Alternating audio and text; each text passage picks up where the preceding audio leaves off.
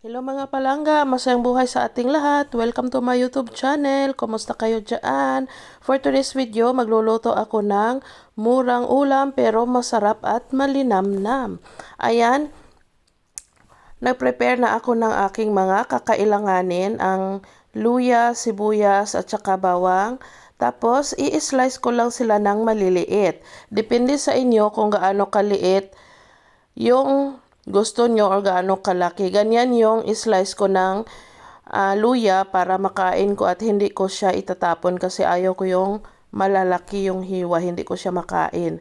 Tapos niliitan ko na din yung slice ng aking onion, ganyan. Tapos yung aking sili, hindi ko kinakain yung sili kaya malaki yung slice ko. Yan ang aking tomatoes, yan ang mga ingredients na gamit ko, plus ang mushroom at saka dahon ng kamote na galing sa aking pinapatubo.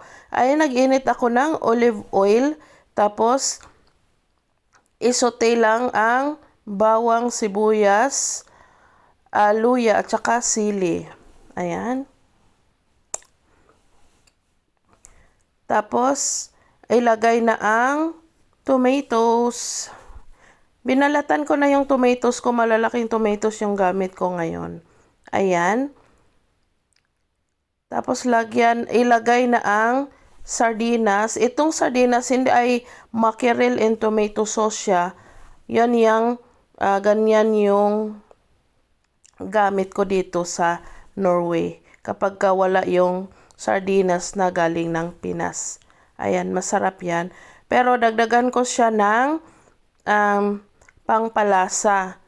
Kuntian lang kasi malasa na yung sardinas natin. Lagyan ng patis, pepper, garlic, onion powder. Ayan. Tapos igisa-gisa lang siya. Lagyan ng tubig.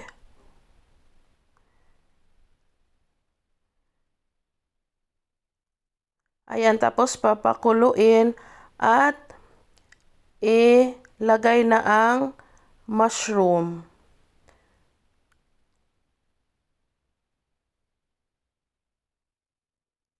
And then, charanda, udong.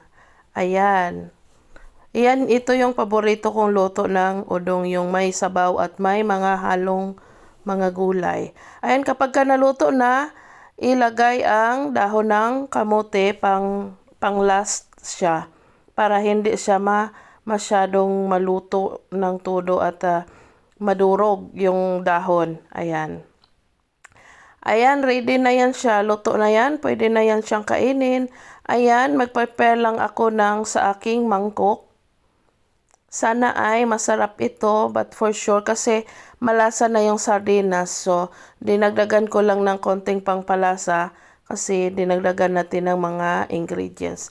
Ayan na ang aking sardines with udong na may dahon ng kamuti at mushroom. Ayan. Sana ay nagustuhan nyo ang video ko for today. Maraming salamat sa panonood. Bye-bye!